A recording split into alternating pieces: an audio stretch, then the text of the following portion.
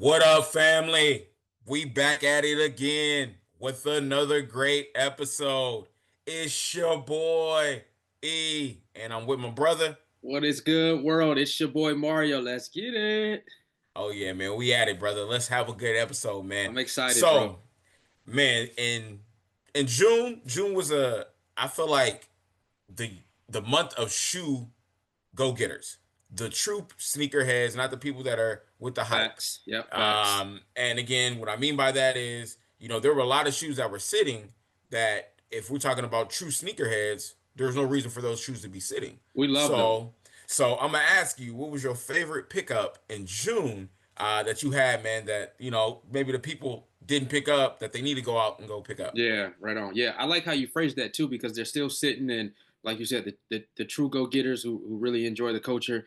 And for me, it was the Rare Air threes and the Great Fives, which is two dope shoes in my opinion. But restocks are crazy. They sitting in stores. The threes are sitting in stores, but super dope shoe, man. Super dope shoe. I love the details on the Wear Air threes. And then the fives, just a nostalgia. Those came back when we were in high. Those came out when we were in high school. I know you got the Yep. Six, 2013, yeah. 14 pair, 2013 or 6. Yep. Yep. whatever, Yes. right? But Yes. you got the older pair. With So the jump man on the back instead of the 90. exactly, Yep. Yep. Yep. exactly. So those were So my favorite pickups of June, bro. What about you? I would say same. Mine would be because I don't know because the Dodgers came out in May. Yeah. So wouldn't say those. I would definitely say it would end up being because I didn't end up getting the Kobe Air Forces that I wanted. Didn't get them. Probably will find a way to trade to be able to get those. But I'll say my best pickup probably be the rare threes. The Mm-hmm. rare threes, man, quality on those, man, there's nothing that anybody could tell me in regards to what Nike has been doing for the Rare Air just lineup Yeah, has been crazy, man. The quality on that shoe by far is one of the best qualities that I've seen. So for sure, I'm for sure. excited. The backwards, Nike, you Fire. don't see that, bro. You don't Yeah, see. Yeah, you have the backwards jump man that you could say from Travis Scott, yeah. Dennis Rodman, back in the day that they had, but you talk about right now in regards to a shoe that we've never seen like an emblem being flipped, amazing, bro. I would say hands down, man, that has been one of my best pickups. And, Um, and remember we were talking about the fives on our last episode. yep. Um, and shout out to everybody, that, again, was able to work with us through our live episode and, kind of tell us, what we need to change on. But again, vibing with us and seeing, giving us good feedback in regards Mm-hmm. to our live episode. But in that episode, man, I told you that I did not want to get the fives because, things just budget wise. End up getting those fives, bro. It ended up being a something that laid on my lap. We got a nice price. It wasn't a 200 plus. It was definitely under retail, and Oh, that's beautiful. yeah, you know what I mean. So ended up on my lap, bro. What'd you Ended like up about them? getting, man. I love the quality in regards to. I felt like the leather was more like a thicker leather. It didn't feel like a cheap leather. I didn't get to put my foot in them just yet. I love the Nike Air on the back Mm-hmm. instead of the Jumpman. I love the quality. I feel like the purple popped a little bit more on the shoe Okay. compared to what it was a few years ago. Yep. And I just felt like all around, like the shoe was more sturdy. And again, like Mm-hmm. that comes from the leather that is with the shoe. So for me, Yeah, man, I I agree. I definitely enjoyed that pickup as well. Real quick, I know we got a long agenda, but what do you think changed, bro, as far as, people going out and purchasing? Because obviously shoes are sitting on the walls in stores. If you're on Twitter, you're seeing like restocks like crazy. What do you think changed over the last few years? I think there's a lot of things. I think one, people are not getting in a situation where they're paying over retail. You know what I mean? Like remember when Dunks was dropping at 110 and people were Mm-hmm. trying to sell Dunks for 240. It's rare for you to find shoes like that where you're gonna have a high markup anymore. Again, unless you find a Travis, unless you're finding a even the Ferraris was going up high and all of a sudden dropped in their price too. Mm-hmm. The Kobe's that dropped the Dodgers, those were, I think their markup is only, I think, about $100 depending on what size you're looking at. Which Like is again, crazy. it's not like it was before. Kobe's would Yeah, have a markup of over 500%. I You know what I know. It's mean in that crazy. situation. So now you look at it. I think times are becoming harder for people. Hmm. to be able to, keep up. And I think also people are staying in their lanes. I mean, people are like, man, I don't really like this shoe. It's not gonna be able to sell, so why am I buying it? But Hmm. for the true sneaker culture, people that have been doing this since, yonder years, this is a situation where we enjoy it because now, say for example, the steel tens come out. Oh, I A can't lot of people, wait. a lot of people don't know the tens are one of the hardest shoes to be able to get your correct size because typically, at least for me with a 12, I'm wearing an 11 and a 10. That is so true. You know what I mean? But So true. you don't get to wear you don't get to go on and try the shoe anymore. So if Yep. you were to buy a 12, you're gonna be like, oh man, like You're my foot swimming is in those super, 12s. yeah, you Yeah, know what you're I mean? swimming in Like them. foot is Yep. super big. But when you have the opportunity to like, I feel like we're in the times right now where you can go into a store and finally try on a shoe and see if that's truly what you like. I Yeah. think that is again what's kind of the difference at this point in time. But for yourself, what are you feeling like the difference is, and it's kind of what we're the times we're going to right now? Yeah, no, I agree with you with everything you said, and I think the resale market is playing a big part. You have people who are buying shoes in bulk, hoping to sell them, but when they get on that that secondary market, it's not what it used to be. Like you said, the Dodger Kobe's, what did you say, $100 markup? I'm not sure what the markup is, but 3 years ago, I mean, it was like 3 to 4 or 500% markup on the shoes. Hmm. So times have definitely changed. Obviously, the economy is totally different than what it was, and so like you said, people are staying in their lane. So, but for me, I like the fact that they are sitting because I can go in a Come on. store, I can Hmm. look at them, I can hold them, I can feel them. I don't just have to purchase them and then It's hope not a they fit. blind, It's not a not a blind blind. purchase because I have so many different. I have my true size was 11 and a half. We went through this season to where 11 and a halves didn't fit, and I Hmm. had to get everything in a size 12. Imagine Hmm. going to the store, I could just try them on. And so now I have this range of sizes right now between 11 and 12, Hmm. trying to get the right fit. So I like the idea that they're sitting. So I'm with you on that, brother. You know what's so funny, man, and I think it kind of goes back to this question that you said. Look at all of the besides in our area in regards to, you know, um, I would say resale, companies that we have in our area. The only one that I see that is really still doing, good numbers, or at least from what I see, is Bring It Back. Hmm. Again, there was a video that, 2J's posted in regards to when he went into Urban Necessities. A whole wall was taken off of shoes, Hmm. you know what I mean, in regards to resale. Yeah. That's over, if he, from the number that he was saying, that was over 500 shoes in that one area. I think for me, yes, for a shoe culture, is great, but I also think for those big shoe brands that have built themselves to like $1 billion company in regards to the resale market, they're hurting. They're Hmm. hurting because a lot of people can't backdoor anymore like they were before Hmm. to get off, 100, 100, 200 pair, so they can be able to sell them for an upsell market or upsell market price. They can't do that anymore. So I Yeah. think it's hurting a lot of people in this Yep. situation. But again, as I said before, again, I don't wish anybody in person, like particular, to be feeling this. But in regards to the person that loves buying shoes, I love it because I have an opportunity to finally buy a shoe that I can be able to finally try on. If For I truly sure. want it, I have the choice instead of being forced to being like, if I don't get it on sneakers, I ain't gonna be able to get it because it's gonna sell out everywhere else. Absolutely, So absolutely. So you phrased this question about the AE ones and the A1s with Asia Wilson and AE1s was shoe of the year a few years back, or was it last mhm. year? Yep, And that's you're it. saying you think the A1 should fit that same narrative right now. Not sure if I agree with that, but what's your take on that? Why do you think that right now?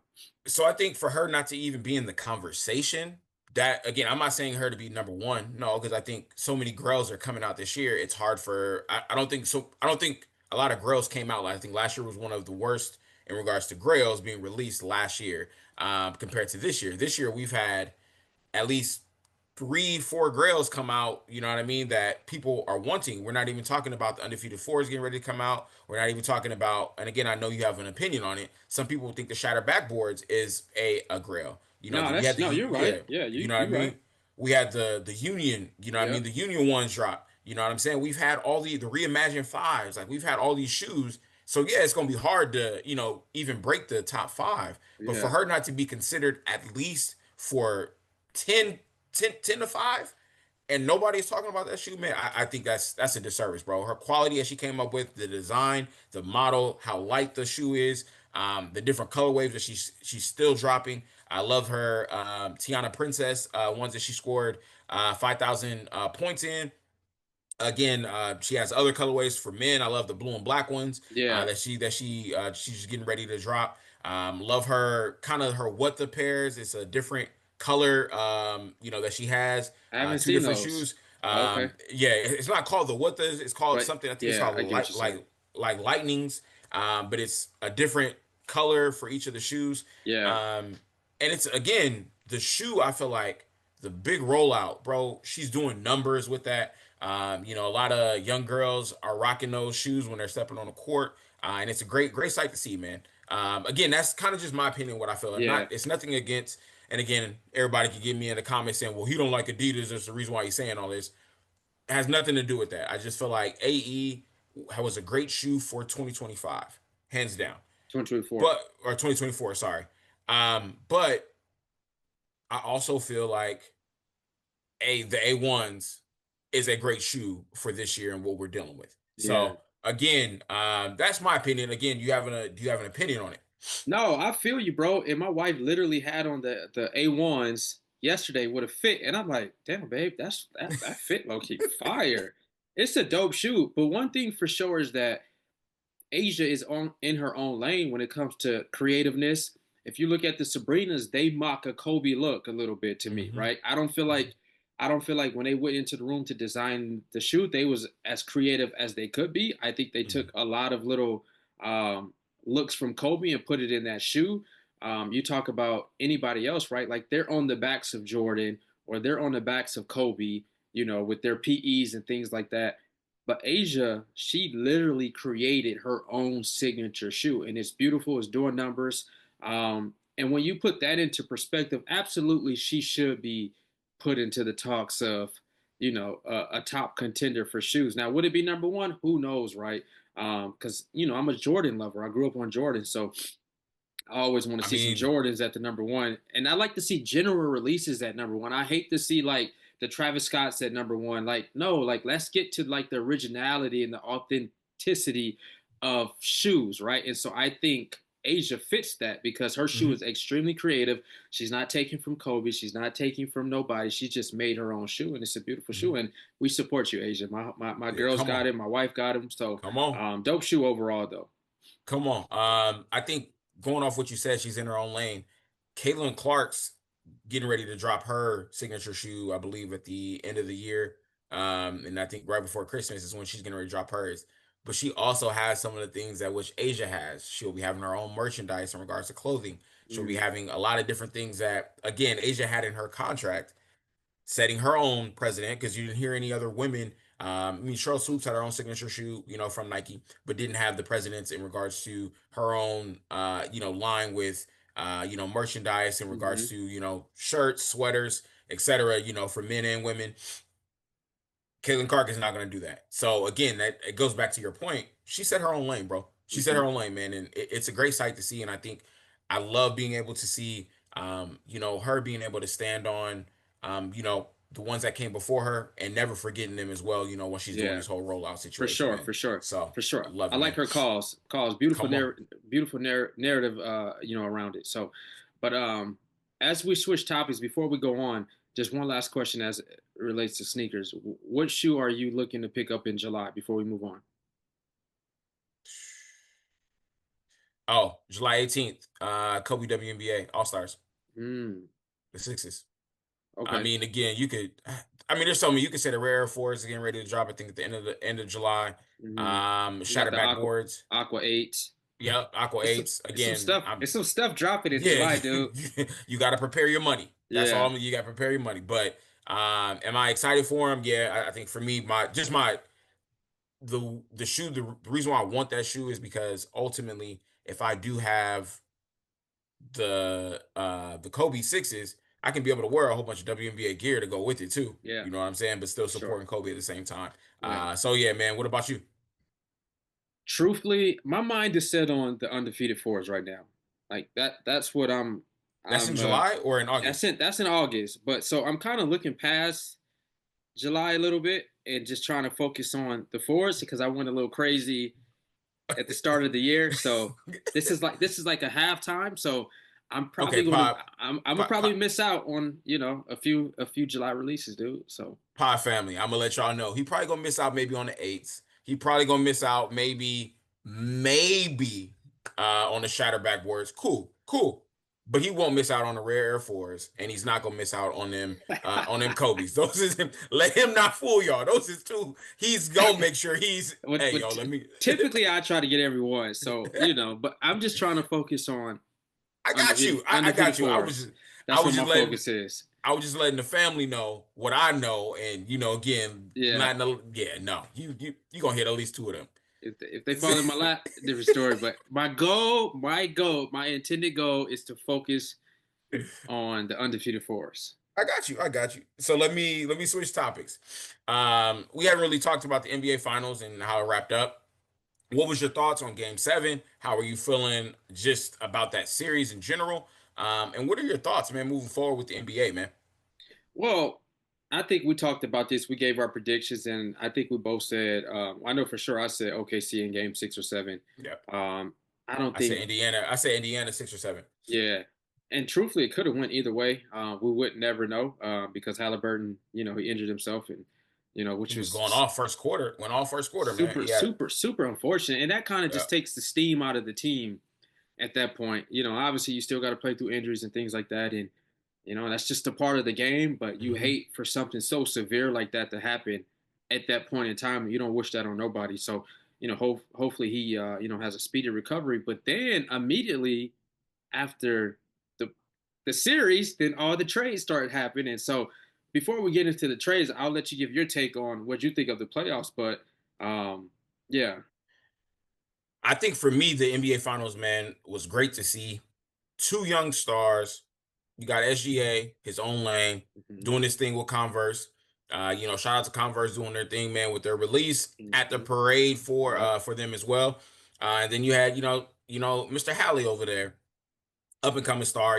Unfortunate that he ended up having an Achilles injury. It was definitely gruesome to watch, especially when they did the slow mo and being able to see the whole pop. It was, yeah, gives me a little, yeah. Yeah. Um, Chills. but great to be able to see two small market teams show out all the way to Game 7. Yeah, you can say Hmm. that the refs made it all the way to NBA 7 and whatever, or that's fine. Here's here nor there. But to see those two show out, I don't. I think I don't. I wouldn't say it put an asterisk on Game 7, but I think it puts an asterisk on this championship because we don't know what could have happened, as you said earlier, if this would have been a Hallie and an SGA fully healthy going at each other. Because Hallie was going off first quarter. You know what I mean? And again, it was only one quarter. We all know there's 4 quarters to a game. So you don't know what would have happened and transpired. But I wish we would have been able to get that opportunity to see that. Mm. So for me, man, I'm excited. But as you said, plenty of trades that have happened since then. Hmm. Even Indiana looks different than what they were before. Fast.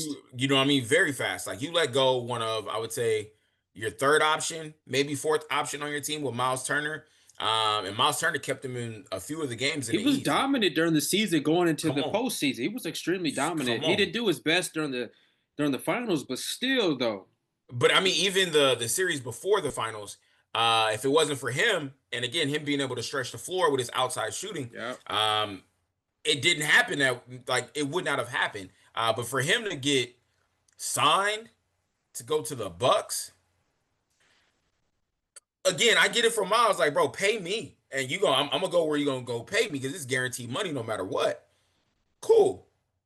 But what does this do for the Bucks? They waved. They This. waved. They waved Damian Lillard, which is And if crazy. I'm and if I'm Dame, 113 waived. So you got to pay me at least for the next 3 years, or unless you stretch this contract for over 20 some years, and I'm getting paid this and that amount every single year. Cool. I would do that. Like, yo, Yeah. if y'all want to stretch this out even longer, let's do that. Yeah. And you could be able to pay me no matter what. And we're gonna add interest now because now you're stretching out my contract. So we're gonna stretch this out and do what we got to do, like in baseball, Bobby Bonilla day, and he's getting paid until 2035. Crazy, You know what I'm saying? Because of a contract that he did in the early 2000s. Like, come crazy. on, bro. So for me, man, a trade like that, you've seen, DeAndre Ayton, get released from Portland, end up Yeah. signing with the Lakers. What you think about Um, that? Before you go on, what you think about that, real quick? was it a bigger upgrade? Was it a bigger upgrade than was it Jackson Hayes Yeah, but they that the signed Lakers? they signed No, Jackson no, Hayes to no. 1 year. Yeah, no, no. Again, because you already had Jackson Hayes on the squad. Yeah. Was it a better upgrade than Jackson Hayes? I personally don't think so. I don't think DeAndre Ayton, in my personal opinion, is a rim protector. Where again, you're having somebody back there and you're gonna get 2-3 blocks a game. Somebody that's gonna be able to make sure that this key is safe. At the center And level, sorry to cut you off. At the center you know, level, either. he is not as dominant as we would want him to be, Yeah, oh no, definitely. And I and think I'm not a fan. his most dominant years was with what? Was when Chris Paul was there. And he had that pick and roll, and he was able to kind of showcase his Amari Stoudemire skills in regards Okay. to, Yep. kind of do those things. So Yep. I'm excited to see what him and Luca can be able to build, or him and Yeah. Austin Reeves, to see if the pick and roll is there, or him and LeBron, to see if this is going to be something that's going to cause chaos. Because Yeah. I think if he can get going and his confidence can get there, I think with him, getting shipped out, his confidence was down, man. He was sleeping on an air mattress in Portland when he first got there. Like, again, they didn't have a big bed, big enough for him. Like, come on, bro. Like, and again, I get it, but Yeah. I don't think it was a big. I I don't want to say this. Do you remember that year when the Lakers signed Luol Deng, Yeah. and who was the other center? Oh, Timothy Mozgov. Yeah. And Laker fans were like, "Oh man, this was a good sign. This was a good sign." No, Yeah. no, it Luau was didn't not. do nothing, Nothing. or Was the other hurt. cat, Timothy Mozgov didn't do nothing either. nothing. So same thing. Go. I feel like this is what that is. You Luckily, feel it's like, not a long yeah. contract. This is just a decent amount, and this is cool. Yeah. But we're gonna see, on the back end. I think the biggest signing to me, um, What about I think KD it to was. the I know. Rockets? I was just about to say that. I think it was the biggest signing slash trade would be the KD to the Rockets. You still kept your nucleus really there. See, besides sending Jalen Green and Dylan Brooks, I think you still have a great squad over there with Fred. You have a great young squad over there still. Hmm. That you could still be able to build on. I think the Rockets end up being top three in the West next year. Yeah. Um, and again, Houston got something to really do, Yeah. man. I Okay. mean, Okay. what about you? Well, I mean, just to piggyback on what you said, I think KD was the biggest trade in my opinion. I didn't really see DeAndre Ayton as that big of a trade to me. I Mm. think, like you said, I think the Luau Deng comparison was really good because that it does remind me of that when Luau Deng got there. Luau Deng was balling at his previous team, then he got to the Lakers, kind of like a Carmelo Anthony, and they just like nothing. Mhm. But that tends to happen a lot with the Lakers, especially being a Laker fan. And you've been watching them over the years, year after year after year.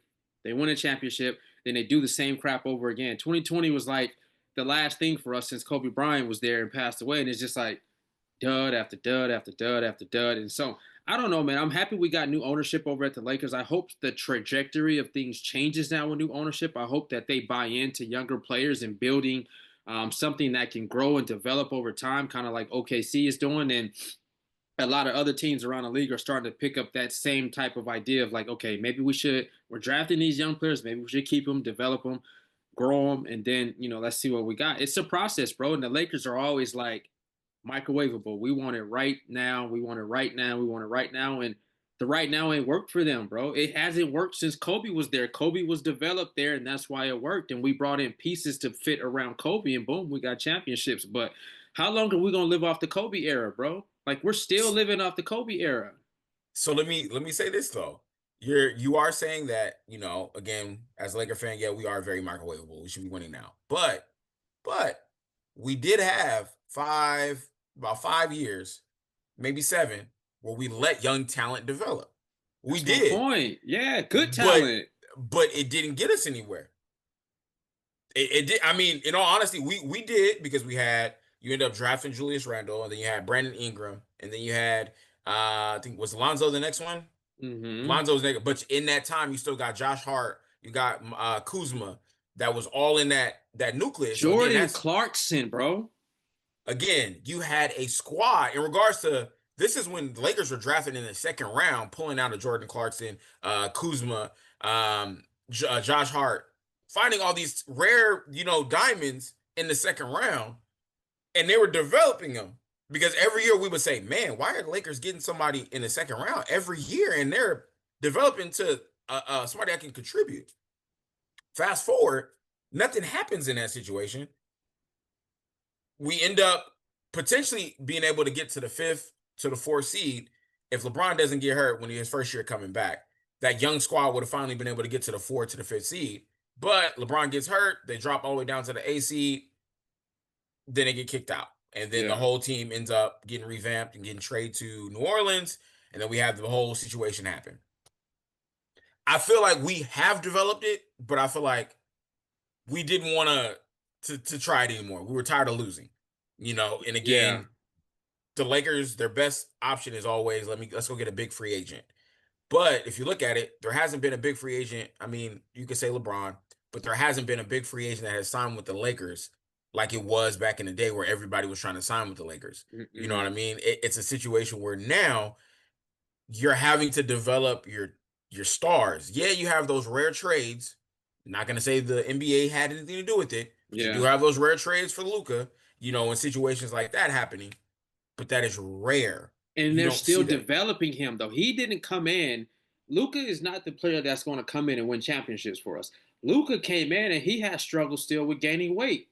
We're still Luca. You got to go lose weight off season, bro. When Caps came to the Lakers to play with Kobe Bryant, they knew they had to be at their very best, or you was not going to get the ball passed to you.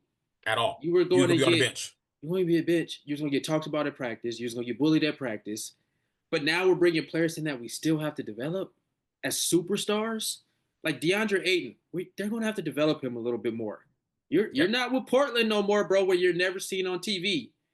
We don't get to see the goofy stuff you do. Now you're with the Los Angeles Lakers, and everything is Is under a magnified. microscope. I'm about to say everything's under a microscope. What you would like? What you gonna do? Are you gonna I don't know.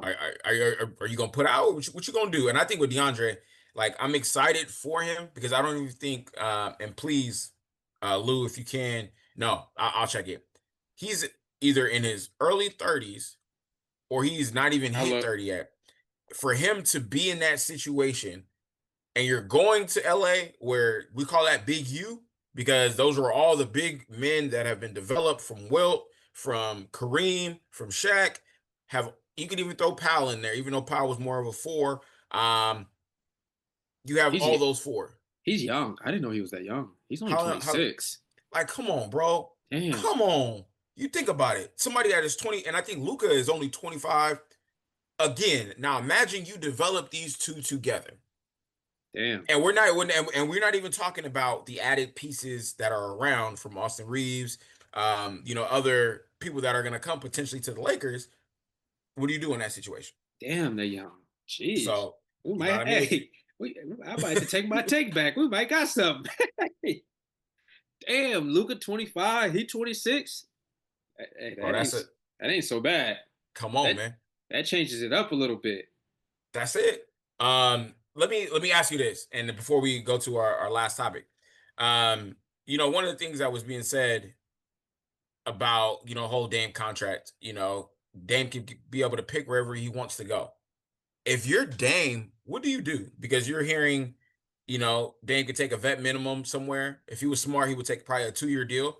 Again, because you're not gonna play 1 year, but you at least can be able to get a check, but still be able to, get ready to play with your team next year. If you're Dame, and again, this is, you know, you sitting right next to me. I'm having a conversation with you. Yeah. Where are you thinking about signing? Where would be your Well, top three destinations? off the top of my head, I don't even have three. I have one destination for Dame, and that's Miami. Because before he went to the Milwaukee, Miami was high on his list. And Hmm. then when you think about Pat Riley being over there, and you talk about hard nosed basketball, I think Dame fits that type of basketball. I think he could go in, he can shoot the three well, and he can dish it out. You got Tyler here on the wing. You got Bam, who's really coming into himself as well. So Hmm. he got a good Duncan situation. Robinson still. You Dunk, got Duncan Robinson. Yeah. he might have got Yeah. traded. Oh, and Dunk, again, Dunk, if I'm wrong, Dunk let might me have check. Let went me to go. Detroit within the last couple days, if I'm not mistaken. Duncan Robinson Oh, may so have the went recently. Okay, okay, okay. recently, But he was. Let me see. but he was there. But recently, Yeah. like, at least that last 72 hours, he's probably went over to Detroit. Let me check. Yep, you're right. Yeah, Yeah, he signed a 3-year, $48 million deal. So again, more. Yeah, I mean, again, that's crazy, money. right? But again, for that's a lot of money for somebody else coming off the Jesus. Crazy, Jesus. crazy. But I get it. I mean, look at what the Pistons doing over there, bro. They shooting over there, man. Yeah. They trying to surround everybody with Cade, and trying to win. I would to answer that question, the same question I asked myself. In all honesty, I think would I want to see him in a Laker uniform? Yes. But he's already talked about kind of how the Lakers did Russ, and he didn't like that. Yeah. And that kind of pushed him away from wanting to go to LA. Miami was definitely one. So since you talk about that, I won't even say that. But I think a great fit would be the Warriors. Going back home, Ooh, yeah. you in the Bay. Hmm. It's not like you got any ill will towards Steph. You're at a position now where that's Steph's team, but you're going back now to contribute to get your ring. You know what I mean? And going to go do what you got to do. And I think with him being able to be part of whether that's the second team lineup, and No, they finish Dame ain't off all come. the. Dame is not. I don't think he comes off the bench nowhere. But I'll be honest with you, with the only way that he would come off the bench again, it's we want to be able to prepare you with minutes wise. And again, I get it, especially coming off the injury that you came off of. We're not going to start you right away, but I still think going into the end of the season, I think he gets to that point where now it's Steph, Dame, Pods, Dre, and probably the rookie that was playing. I can't think of his name top of my head. Their center, Hmm. and that ends up being their five rotation. Cool. And that's a deadly lineup because you got two people that's willing to shoot and can shoot that thing. Hmm. I mean, three Pods you can count him in there, but I don't think he's a great shooter like again Dame and Steph. But that allows you to finally be able to have more scoring on the floor. And we're not Yeah. even counting Jimmy Butler if Jimmy Butler is still there. So now you got Jimmy, Dame, Curry, Dre, and then Small whoever. lineup though. That's a small lineup though. I don't like the lineup so much because they're so small. I But understand, but they've yeah, won I don't also with know. a small lineup too before. Again, their killer lineup used to be Andre Iguodala, Clay, Curry, Dre, and I think they had somebody else small as well before And I KD hear came. you. I hear you. But basketball is changing. Basketball is True, it changing. is. It's changing every year. And guards are that small at that position for Steph and Dame. They're Dude, they're different breeds of what they do. It's not a lot of them, but there's six, 7 guards who are starting to do what they do, and so and I think defensively, that's KD going to be a actually tough said guard. that. KD actually said that on the podcast um, with LeBron and Steve Nash. And he was talking about most guards nowadays are like if you're undersized at 6'3", 6'4", like you're it's easy. It's easy work for you. You know You're what I mean? little, Because yeah, you're you're little. little. You know what I mean? Most guards now you're seeing are 6'6", 6'7". Like that sucks. You know what I mean? Like I hope Mitri can grow up to being, 6'6", 6'7". No You know what I mean? facts. But you know what I mean? But you're in a position where that might not work. You might have to Hmm. work extra harder in that situation. But Yeah. again, man, I get it.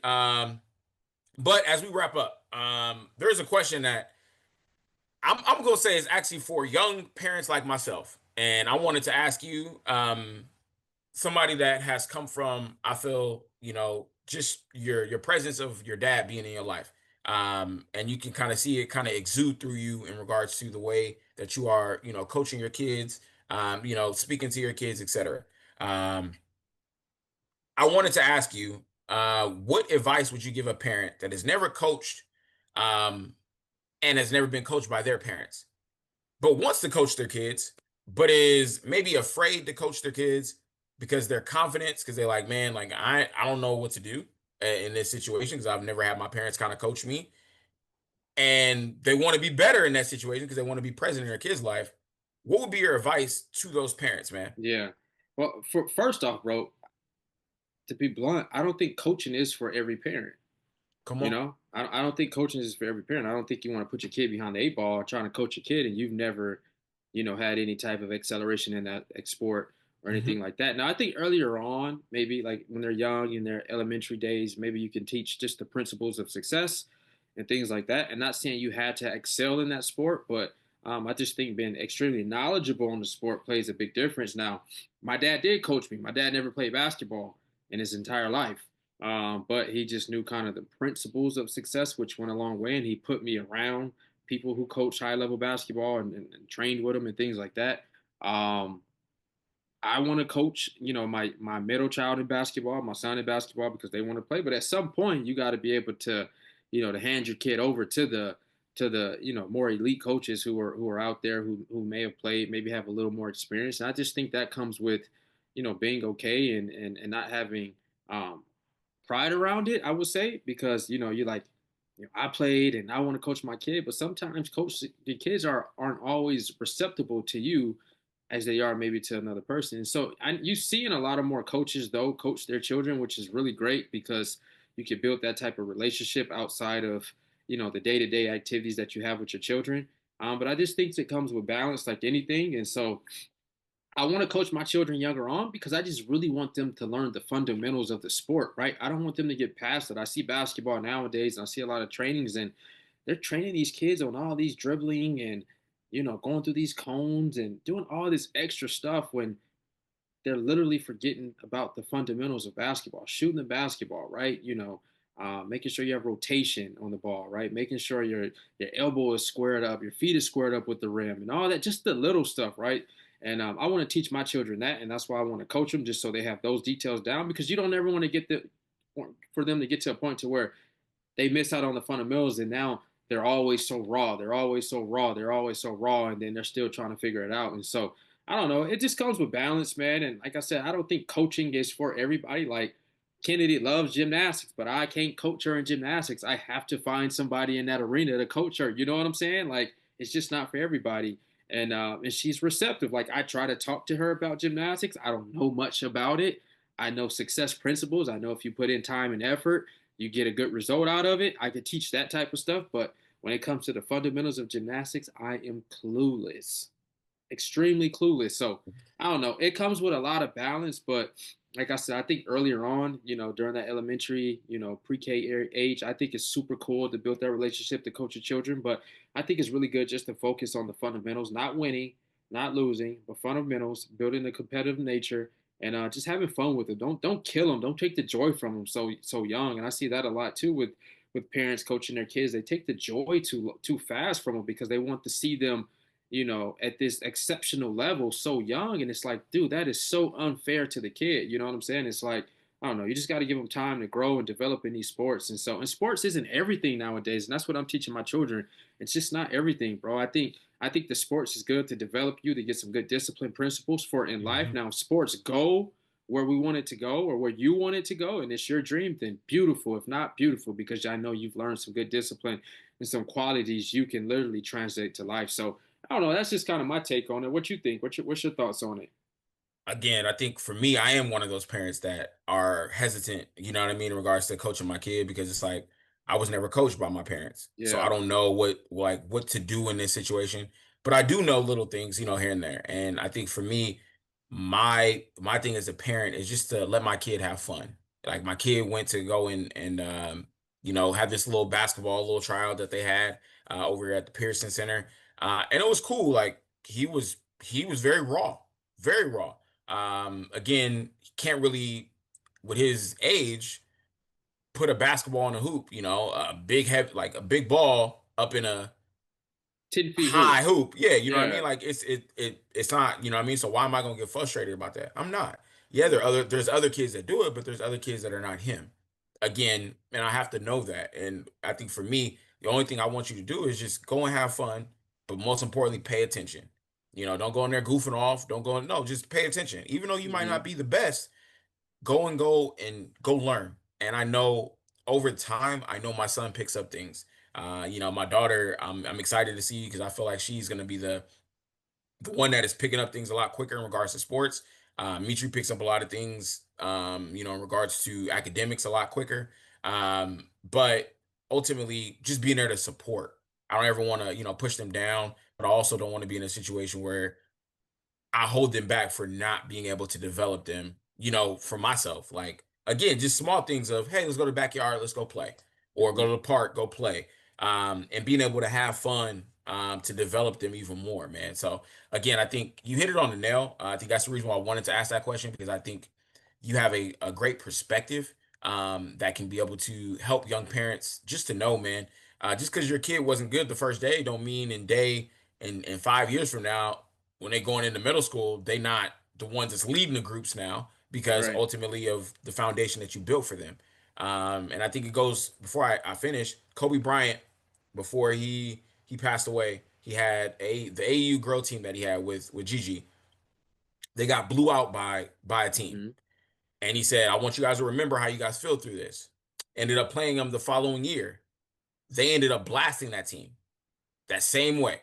Yep. And he was just like, that's what consistency, and that's what, again, playing fundamental basketball gets us. Yeah. And so, same thing, man, goes transpiring as we are talking about, things for the future, man. I am excited just to be able to see this new generation, Yeah. because it's going away from the AAU type of things. I feel like more parents that are being involved are talking about AAU like, bro, this is not what it should be, Yeah. and are putting a kind of halt to it. Like, this is, don't get me wrong, there are a lot of kids that are still in AAU, but I feel like in regards to the fundamentals are starting to come back, and I think that is what's going to help this next generation. Yeah. But as we wrap up, bro, give no, let me finish. Let me finish. Because I was about to go in and say something else. Subscribe.